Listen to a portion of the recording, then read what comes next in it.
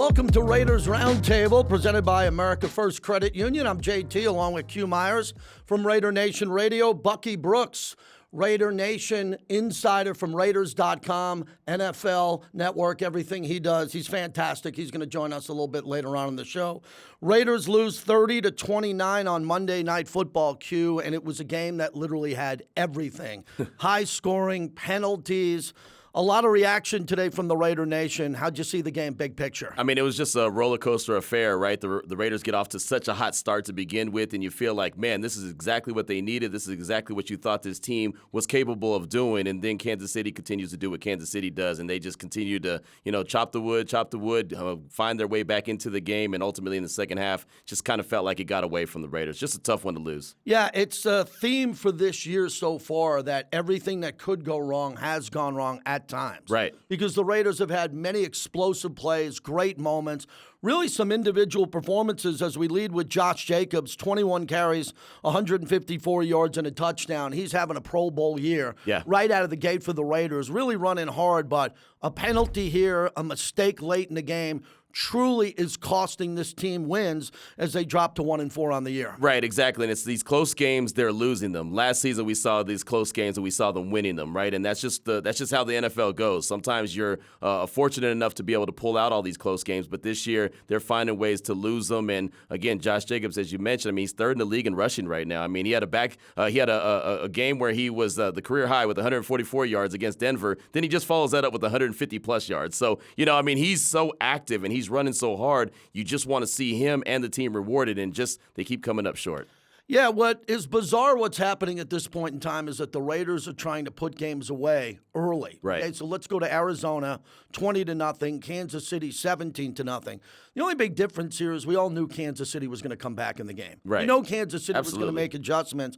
And what happened in this game, which is troublesome because Andy Reid versus Josh McDaniels, there were just a couple of plays that happened, especially at the end of the first half, where Kansas City gets a late field goal. They got 17 seconds on the 25-yard line. If you take a look at the sequence in that game, the face mask on Teamer, after a completion tacked on 15 yards for a backup kicker to make a 59-yard field goal career high. A lot of people didn't see that coming, and the Raiders helped them get into field goal range. They absolutely did, and I saw when that penalty happened, to myself, I said, you know what, that just immediately put them closer to field goal range, and I thought, you can't gift the Chiefs any points. You can't give them that opportunity. Remember, the field goal kicker had already missed a field goal earlier in the game, as you mentioned, a backup kicker, but you can't give him another opportunity, and so that penalty I thought was going to be a big deal, but you still have to give him a credit. 59 yards is a long field goal, and he drilled it.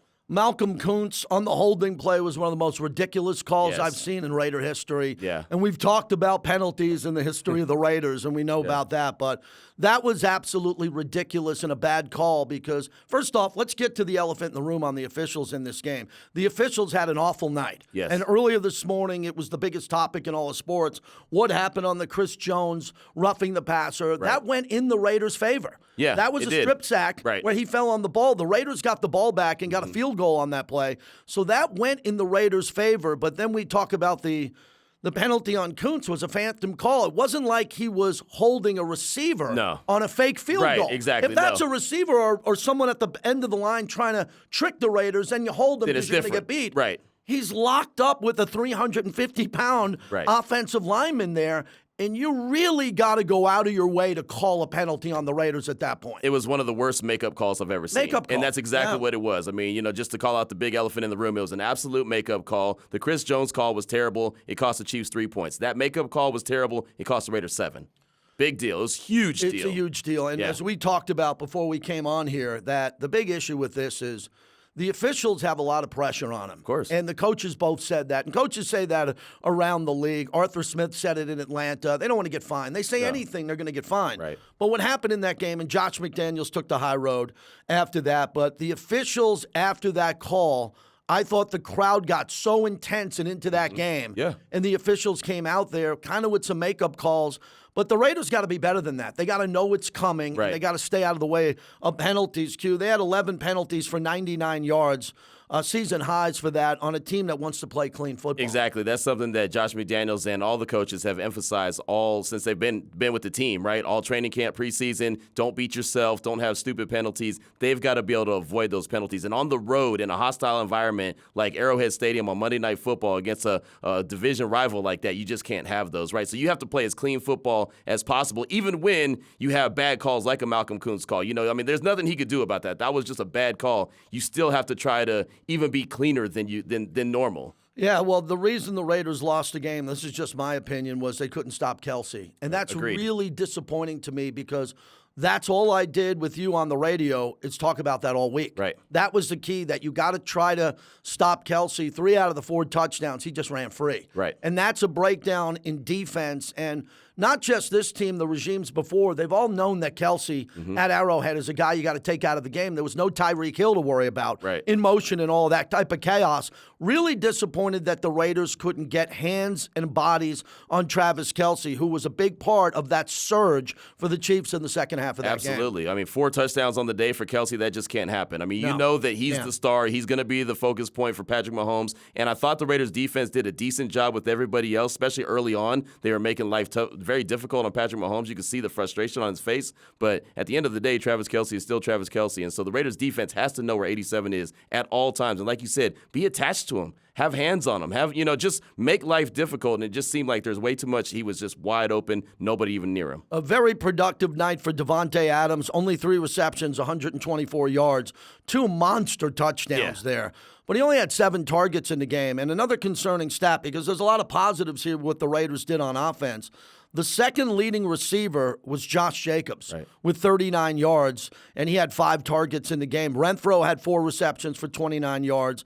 So you really felt the loss of Darren Waller with the hamstring. When Waller came out of the game, that's a player who's going to be double-teamed the entire game. As we talked about Kelsey, once Darren wasn't able to go with an injury and they didn't want to risk it heading into the bye week, that really hurt the Raiders because that double-team bracket coverage of Davante was real. It was. And the thing about it is, going into the game, I kept saying the three-headed monster of Davante Adams, Darren Waller, and Hunter Renfrow. Well, after 6 plays, that three-headed monster was no longer there because Waller left. And so that is a big loss for the Raiders, and that's what makes this offense really be able to compete with anybody, is because they have those weapons. So when you take a big key out of that cog like that, that's an issue. And so Darren Waller was sorely missed on Monday night. We'll get to Bucky Brooks, who will join us here in a little bit, Raiders.com contributor.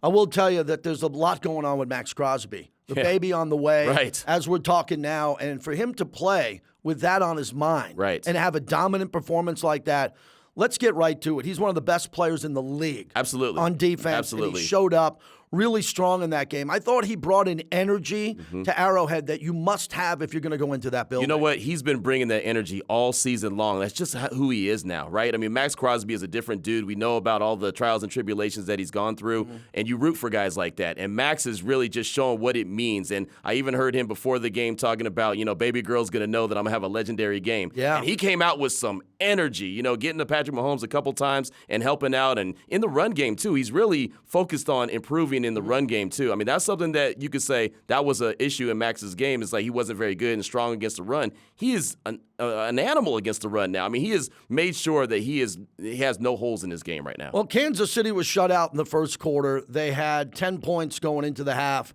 and they only scored 6 in the fourth quarter. So, again, Q, we continue to talk about the tales of quarters and halves here. Yeah. And it's hard. When you're playing a team like Kansas City, you know that surge, that tidal wave. You feel it coming. Is coming here. Yeah. I think the Raiders were prepared for it, but the penalties added to that, and the fact that Kelsey has had a Hall of Fame career against the Raiders, and that's not going to change anytime soon. I mean, this guy is a nightmare for the Raiders, and he had a 4-touchdown game, and I thought he was the difference. Oh, he was, no doubt about it. And again, it's almost like when you watch the Warriors play, right? You know that entourage is coming. You know that onslaught of three-pointers is coming. You just don't know when it's going to happen. And so even watching the game, I'm seeing the Raiders score, and I'm thinking, okay, they got a nice little lead. They're up 17 points. That's great, but they just got to keep going. Push the pedal to the metal. You've got to continue to score because this team is going to find a way to fire back, and they absolutely did. Well, Kelsey was the 4th leading. He had 25 yards on the night. 25 yards. Right, that's it. And he had 4 touchdowns Right. there. And the targets were all there in crunch time. So the Raiders have to learn a lesson from that. As you look at the stats, 155 rushing yards for the Silver and Black. No turnovers in the game, but the penalties jump out at you, 11 for 99. Right. And that was the difference in the game. If the Raiders make one play, one knockdown on 4th down against Arizona, one knockdown deflection on a 2-point conversion against Arizona, and one more play here. We got to mention this. The Devontae bobble, right, where he toe-tapped and got down. That doesn't happen. So that's a fluke. Mm-hmm. That's not a player that has a problem with that. No. And he owned everything after the game. But Devontae, if he comes down with that catch and toe-taps, right there, they're in field goal range. Right, and we could be talking about a different game. Yeah, they just run it to Josh 3 times and bring out Carlson to win the game there. But again, we don't do shoulda, coulda, woulda here on this podcast on Raiders Roundtable. It hurts, and the Raiders will go into the bye week 1-4, which I don't think anybody expected. 2-3. 3-2, somewhere manageable here, but now the Raiders got some tough sledding against some teams that they should be competitive against and should win. Well, I think that's why it hurts Raider Nation the most when they're seeing this, because you look at the talent, you know the expectations going into the season. I didn't pick the Raiders to be 1-4 going into the bye week. No way. I knew they had a tough schedule, but I feel like this team could compete with anybody, and they show you that they can compete. They just have to compete for 4 quarters, and we haven't seen it all the time. Yeah, it's been a tough sled so far for the Raiders. Hopefully some good news ahead. Bucky Brooks will join us coming up next from Raiders.com, our contributor, as we continue on Raiders Roundtable.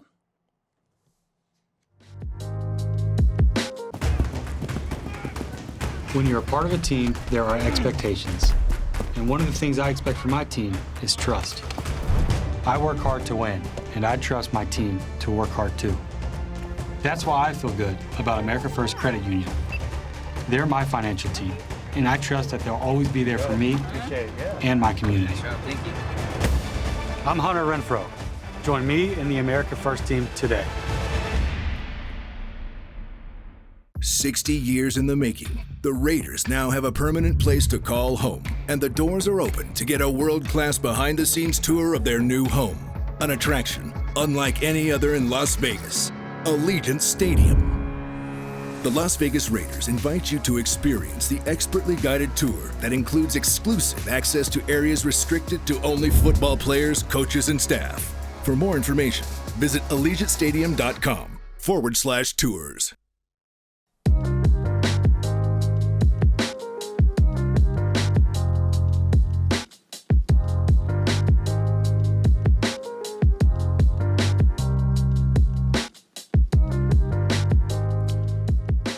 Welcome back to Raiders Roundtable. We're thrilled to be joined by Bucky Brooks, contributor to Raiders.com, NFL Network. And Bucky, so much to get to as we open up with you here. Big picture, there were a lot of penalties, a lot of plays that could have went either way for the Silver and Black. How'd you see the game? It's a really disappointing game for the Raiders standpoint, because you have the dominant first half. You're up, you're winning, you have the game under control, and then you allow the other team to kind of get back. Yeah, it's a very, very difficult game, because this is one where the Raiders will walk away saying, we didn't necessarily lose the game. We gave the game away. This would be a tough one. It'd be a tough one to resonate with the team. As far as the Chris Jones penalty, of course, we've seen the officiating. We've seen them in the league try to make sure they protect the quarterbacks. Did it seem to you that the calls started really going against the Silver and Black after that Chris Jones penalty that I don't believe was a roughing the passer penalty? Well, the thing that is difficult is when you're playing in Arrowhead and you have a mistake, it allows the crowd to get into it. And so the crowd certainly influences the officials because they're human. And so when you hear that groundswell of support, you hear the outrage over the Chris Jones call, certainly the officials might be impacted and influenced by that. We saw some questionable things that happened after that. So, yeah, I think that's a fair observation. Bucky, I'm going to follow up on that for a second. The NFL has 2 big issues happening right now that are very important. Concussion protocol, it's tight now. They're making sure that they are extra cautious with the players. And then earlier today, as you saw, and we're going to hear about it all week, it comes down to roughing the passer. It started with Tom Brady against Atlanta and this big play in Kansas City. You're deeply connected as a former player in this league and as a top analyst. What do you think is going to happen here? Is there going to be some overreaction here because these defensive players in the NFL want clarity on what roughing the passer is? Yeah, unfortunately for defensive players, they're not marquee enough. It's about the quarterback. This league is about the quarterback. And if you have a quarterback get injured, particularly a star quarterback, it impacts the bottom line in a bunch of different areas. It impacts that team's ability to win. It also impacts the league ability to sell stars when we think about the primetime games, the marquee games, the playoffs. And so if it's going to be a decision between the quarterback and the other position players, the quarterback is always going to get the benefit of the doubt. And so I don't expect there to be a major correction when it comes to that, because at the end of the day, they want to make sure that the stars, the quarterbacks, are available to play in these games, because so much of the packaging is around selling the star quarterbacks to consumers.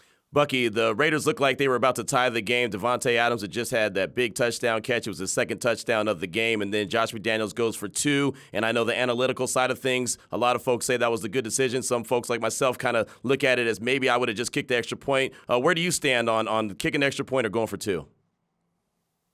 All of it is, it depends. Like if you're going to be a 2-point gambler, it kind of has to be in your bag, something that you do all the time. When you look at the conversion rates, you convert 2-point conversions at about 47%. That's about on par with what single points are, because they're converted at about 94%.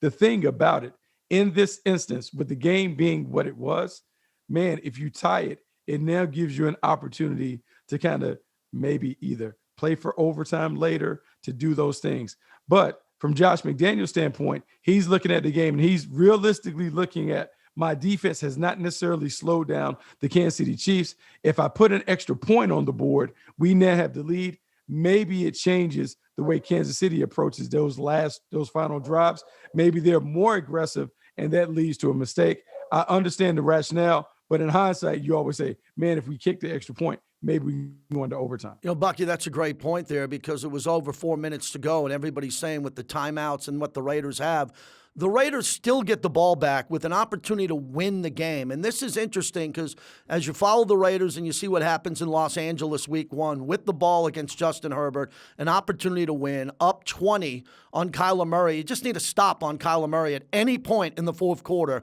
on a 2-point conversion, knock down a ball on a 4th down. They win that game. They had the ball, an opportunity late against Tennessee. These are crushing losses, but the Raiders got the ball back, and when Devontae made that catch on the sideline and toe-tapped, he juggled it. He doesn't juggle the ball. That is a fluke. That rarely happens here. But then it was 3rd and 1, and I thought Josh Jacobs should have got the ball right there on 3rd and 1. And then on 4th and 1, I don't think you want to end the game getting stuffed at the line of scrimmage with Devontae and Hunter Renfrow and Derek, the opportunity to get outside the pocket. Take me through 3rd and 1, 4th and 1, and what happened, and especially when Hunter and Devontae collided on that final play. Yeah, I mean, there's a lot of, I guess, looking back and reflecting and wonder what would be the better play call. Josh Jacobs had it going. He was in his bag, had 150 yards on the ground. Naturally, you like to think short yardage situation, give it to the big back and trust him to be able to get it done. But you have to think about how these things impact your mind. Okay, so the 2-point conversion, you give the ball to Josh Jacobs, he doesn't get it. So now when you're the play caller, as you're thinking, the memory is fresh of Josh Jacobs not being able to get 2.5 yards. So maybe that influenced Josh McDaniels' decision-making when it came to 3rd and 1 and whether to hand it off or whether to throw it. And then on 4th down, look, man, you have a play call. Somehow there's a little miscommunication because Devontae Adams and Hunter Renfrow end up in the same area, and it doesn't go the way that you want to go. Most play callers in those instances, it's always players over plays, meaning let me trust my best players to make the play as opposed to my favorite play call on the sheet. Look, they went for the players. They're trying to get it to Devontae or Hunter Renfrow, 2 Pro Bowl players. It didn't work out. I think at the end of the day, you're mad because you let one slip, but you can't feel badly about the way that you played because the game was right there for you to win it. Now it's about trying to figure out over the bye week, how do you win these 1-score games? Because the Raiders are 1-4, but everyone knows they're not really a 1-4 team, despite the record indicating that. Over this next week or two, you got to figure out how can you put the team in a better position to win these games that are there for them to take. And they were winning these games last season, right? The close games they were winning last season. This season, it hasn't worked out that way. But, Bucky, you mentioned that Josh Jacobs was in his bag, and he was. It's been 2 games in a row for him, career high in rushing yards. What have you seen from Josh Jacobs, who's obviously playing in a contract year? He's playing in a contract year. So, obviously, I would say personally he's motivated. But I say it goes beyond that. I think, and what we have to do is we have to remember, Josh McDaniels is in his first year on the job.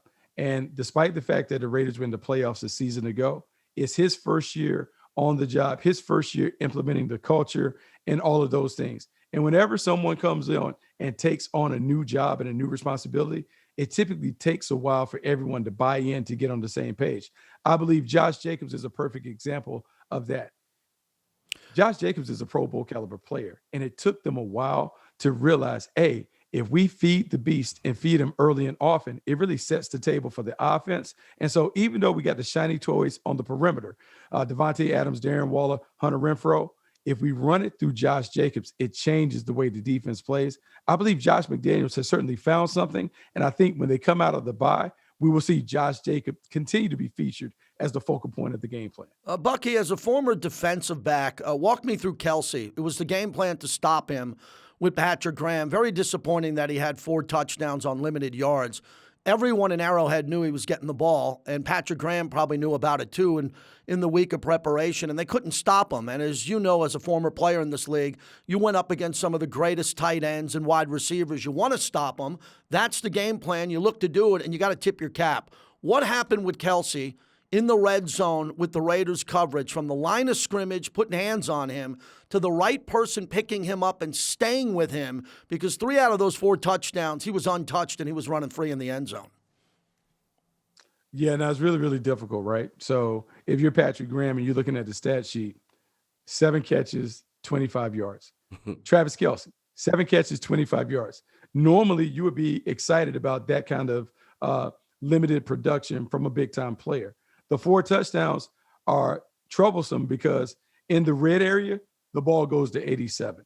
And so you would like to think that you spent your Friday's red zone day working on the red zone. The problem that you have is Andy Reid does a great job designing plays and trying to create opportunities for his best players. Travis Kelce was running through a thicket of picks, running up under things. And so it's hard to get the bracket set in some of these unique formations that the Kansas City Chiefs were doing. In a perfect world, you would like to have one guy that is able to take on the challenge of taking 87, just weren't able to get it done. And so it's a learning lesson, but it's one that you have to learn from, because the next time that you see the Kansas City Chiefs, Travis Kelce cannot be this impactful in the red zone. Bucky, a guy that was very impactful for the Raiders is Max Crosby, and he's been impactful all season long. He has 6 sacks now on the season after what he did on Monday night. What have you seen from Max Crosby? And looks like he's just continuing to get better and better and better. Yeah, continue to get better. Gets the big contract, nothing changes. The one thing that I would say about Max Crosby is when you watch him on tape, he's the Energizer Bunny. There are guys that bring life and energy to the defense, and Max Crosby is one of those. Guy comes off the edge. He's relentless. He continues to add to his repertoire of moves, and he's really a dominant player. I think what he needs Chandler Jones to come along with him, because to win and to win at the high level, you can't just do it with one pass rusher. You have to have 2. So Max Crosby is playing great. Somebody else has to emerge as a consistent threat as a pass rusher for the defense to play the kind of defense that you need to play to be a playoff team. Bucky, when I saw you in Canton as the Raiders played the Hall of Fame game with Jacksonville, we talked about the fact that they had a rotation of 7 offensive linemen. And that, to me, is a bit of an issue because 2 of their young players, Thea Mumford and Dylan Parham, clearly the Raiders believe in them going forward. And I like the way they've been playing. Parham struggled a little bit in that game on some coverage last night. But what do you think of the offensive line and what they're trying to do, getting the best 5 available? They've been dealing with injuries. They got to get young players their reps, and obviously they only have one consistent guy, Colt Miller, who's proven himself before. Give us your grade on this offensive line and what the upside is going forward. Well, I mean, I think it's tremendous upside. I think it's tremendous upside because Josh McDaniels has appeared to find the identity of the team. If you look at the last 2 games and you look at the stars, like it's a simple thing. If we were playing a video game, Madden, right? the guys who dominate the gaming industry are the ones who get it to the best players over and over. Josh McDaniels has taken that same premise and implemented it with the Raiders. Josh Jacobs, Devontae Adams, Derek Carr, they're the primary caretakers when it comes to the ball. The offensive line has afforded them the opportunity to play what I call big boy football, control the line of scrimmage, run the football. When you run the football, it sets the table for everything else. And so if I am the coaching staff, I feel good about where we are and where we're going. Some things still need to be worked on because we're talking about a team that is 1-4. But if you're looking at the tape and ignoring the record, there's a lot to be excited about. But now you have to get the wins to justify the feelings, because at the end of the day, your record is what it is. You have to get the wins. But the Raiders are playing solid football, just need a little more to go over the top. Bucky, if you're in the Raiders locker room heading into the bye week and you're sitting there 1-4, but like you said, look like a very talented team, what is the message that you're saying to the players so they all stick together and believe in the process? Okay, so the process is typically for most teams, you want to go 3-1 each quarter. You break the game up, to break the season up into quarters, and what you're hoping is that you're in range at the midway point. Well, look, you can't get that 3-1 back from the first quarter, but you certainly can make it up over the next 3 games. And the goal would be at the midway point, can we be around 500? Because the best teams play their best football November, December, going into the postseason. So if we can get to that halfway point, even, you would like to think that maybe you can finish 6-2 down the stretch, regardless of the schedule. Because if you're playing your best ball, you flip that around. The magic number for playoffs is always 10. So what can you do to get the 10? You get the 10 more times than not, you get into the playoffs. You know, Bucky, we'll wrap it up with that. I think that's really important. Your colleague, Jim Trotter, who's a Hall of Fame voter, seen a lot of football, thinks the Raiders can win their next 6 in a row. Tim Brown, the Hall of Famer who you know well, talked about when he went to the Super Bowl, they were 4-0 and then lost 4 in a row. Lost 4 in a row and ended up going to the Super Bowl. So we're looking for optimism here going forward, but now we're stacking an opportunity for the Raiders to win games. Houston coming off the bye week, New Orleans, Jacksonville. Those are teams the Raiders should be competitive with, but those games also, Bucky, could come down to the last possession, fourth quarter trailing, and they haven't had the confidence of winning those games. So again, at the bye week here, the issue for Derek Carr, Devontae, Hunter, getting Waller back is to be confident in this next quarter, as you said, that they can start stacking wins. That's the only way they can get back into this. Yeah, and before you can win 3 in a row, 4 in a row, you got to win your first one. And so the bye week has to be all attention on cleaning up the stuff from the previous 5 games. But then you got to cast your eyes and attention to the Houston Texans, because despite their record, because they have 1 win, 3 losses, and a tie, this is a very competitive team. And the way that they play, they make all of these games fourth quarter games. And so I would think over the bye week, there's a lot of time on red zone execution and how do you finish games.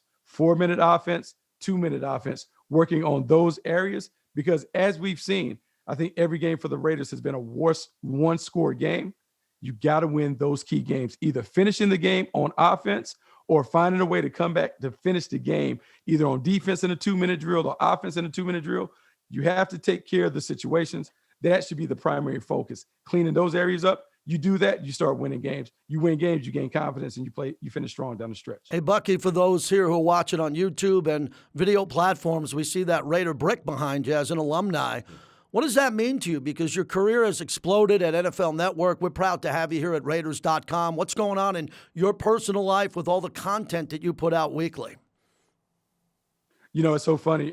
Had a chance to write about the influence that Mr. Davis had on me in terms of having an opportunity to play for the Raiders. Growing up, it was my team. I was heavily impacted by Marcus Allen's run back in the Super Bowl in '83 when he zigzagged and weaved all the way across. For a 12-year-old kid, that was everything. To then be able to don the silver and black, it meant everything to me. So now to be reconnected to the franchise in some capacity, it's been great. Finishing my career in Oakland with the then Oakland Raiders was fantastic. You talk about the mystique of playing with the Raiders and you talk about Raider Nation.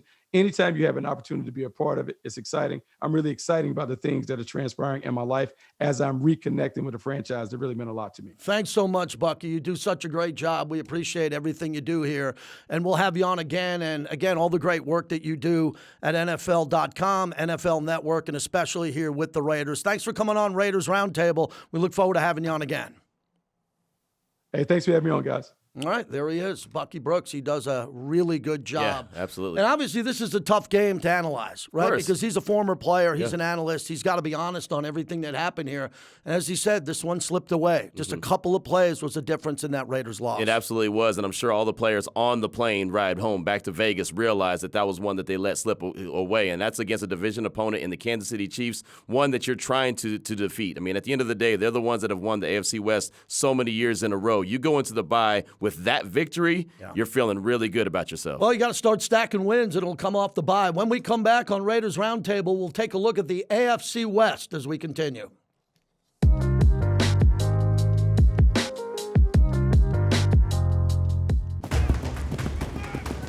When you're a part of a team, there are expectations. And one of the things I expect from my team is trust. I work hard to win, and I trust my team to work hard too. That's why I feel good about America First Credit Union. They're my financial team, and I trust that they'll always be there for me and my community. I'm Hunter Renfro. Join me in the America First team today. 60 years in the making, the Raiders now have a permanent place to call home, and the doors are open to get a world-class behind-the-scenes tour of their new home. An attraction unlike any other in Las Vegas, Allegiant Stadium. The Las Vegas Raiders invite you to experience the expertly guided tour that includes exclusive access to areas restricted to only football players, coaches, and staff. For more information, visit AllegiantStadium.com/tours.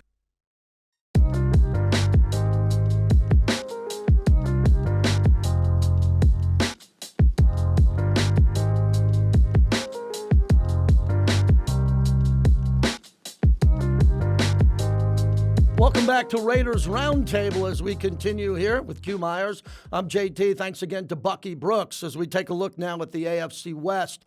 Going forward again with all the Raider losses, it's really bizarre what's happening in the AFC West, especially with the Chargers, Q, and what we saw in Cleveland. When Brandon Staley went for it on 4th and 2, they got the stop in that game. Cleveland had a chip shot field goal to go win the game, and the Chargers win. Right. And we talked about this with Denver early in the year. They couldn't have been playing bad, worse than that, and they started to win games, and the Raiders can't catch a break. So it's tough to see the AFC West. It really is, and it's the division that we talked about all offseason and training camp and preseason. It was going to be the toughest division in football, and it really hasn't turned into that yet, right? I mean, there's so many questions. The Chargers seem like they have so many injuries, and then Brandon Staley decides he wants to give every team an opportunity to come back and win, and Denver hasn't looked like what we thought it was going to look like with Russell Wilson. And so, yeah, it's just been a bizarre division. It's been a bizarre, first 5 weeks of the season. And unfortunately for the Silver and Black, they haven't been able to win those close games, and they were really good at doing that a year ago. Yeah, I'm shocked by the Chargers because they're playing poorly, but they're winning. Right. And that's what Raider Nation wants. Yep. Raiders are playing, I think, better football, and they're losing tight games by 1 or 2 plays here.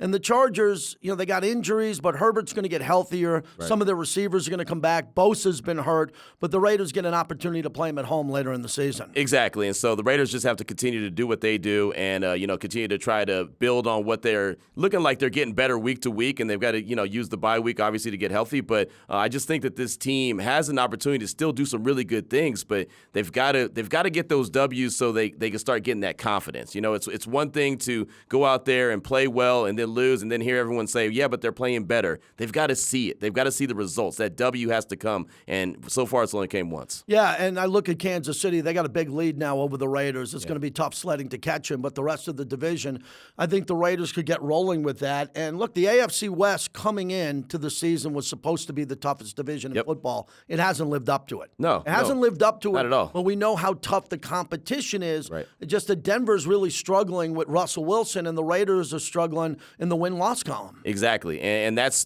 just the biggest issue is just how do you start getting those W's? How do you finish the games? That's something we've always heard.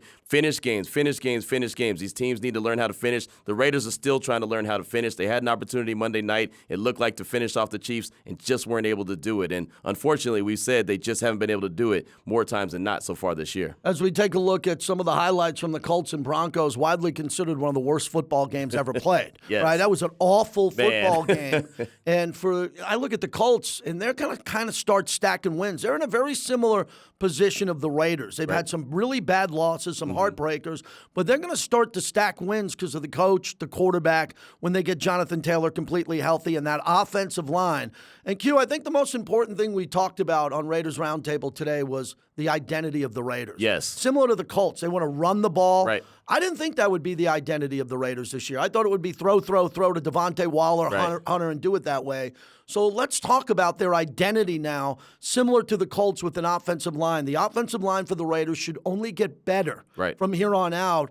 And Josh Jacobs is having a hell of a year. He's having a hell of a year, and I think that you're right. The identity is definitely the run game, but I didn't know that was what it was going to be heading into the season because they had so many weapons and so much new. So, and I think that the coaching staff didn't really quite know what the identity was either. I think that they found what it was and saw the recipe with Josh Jacobs, and okay, yeah, this is our lead guy. This is how everything gets going, and then everything opens up for Devontae Adams, Waller, and Renfro in an ideal world. So, yeah, I think that the Raiders now have their identity. Now they can expand on that and maybe open up the playbook of Josh McDaniels a little bit more. Well, these next 4 games coming up are critical for the Raiders. And when the schedule came out, the NFL didn't do the Raiders any special treatments in the beginning. I said from the first second the schedule came out, it was front-loaded and back-loaded. And then in the middle of the season, they had the opportunity to stack some wins here, and they're going to have to do it. That road trip to New Orleans as they go and continue on to Florida is a tough one because both of those teams are under 500, but they're at home. And the Raiders are going to be traveling on the road, and they're going to need that. But let's focus on Houston, 1-3-1, and what the Raiders need to do coming off the bye week. They have to be ready. They have to be focused. They got to get back into this building looking to dominate the Houston Texans. That'll give them a win and the momentum to get on the plane for a long 2-week road trip. And I'll tell you what, Houston's been playing tough ball. I know that their record says they're 1-3-1, and they're not a very good team, but they've been playing everyone tough. They are. Right? I mean, Lovie Smith has those guys at least believing that they can go out there and win. And just like the Raiders, they find ways to lose as well. But that doesn't mean that coming off the bye, the Raiders are going to go into Allegiant Stadium and just get an easy W. They're going to have to work their tail off. One of the biggest things, JT, they have to get healthy. They have to get healthy and come out of the bye week and be ready to go and know that they have a long stretch. There are no bye weeks after this one. So they have a bye week, and then boom, it's the rest of the season. So they've got to get busy. Yeah, it's been tough sledding, as we continue to say. The Raiders have had some heartbreaking losses. No one cares about that in the national media. None of the Raider opponents care. The Raider Nation understands this. But, Q, now it's about winning. And they got to get really hot here. Now this team, the expectations before the season began, what their record would be coming off 10 wins, they have got to put their head down, keep that locker room tight, which seems to be, that's not an issue, and go out there and win for this fan base, win for this owner, win for this building, and go on a run that they're supposed to go on. It has to happen now coming off the bye week. It really does. And, we look at the schedule, and as you mentioned, the middle is where they have an opportunity to stack some wins, but none of those games are going to be easy, right? Nothing's guaranteed. Nothing. The NFL is very tough to win in, right? That's why when you win a game, they have to celebrate that because that's exactly what it is. It's a tough win, but they have winnable games, and so they just have to get their minds right. They have to get focused on and say, it stops now. The buck stops now. We're going to handle our business. And first up is the Houston Texans. And not worry about playoffs, not worry about anything else. Just worry about one game at a time, one win at a time. Thanks again to Bucky Brooks. For Q Myers, I'm JT. Thanks for watching Raiders Roundtable. And keep it to Raiders.com and the Raiders Podcasting Network.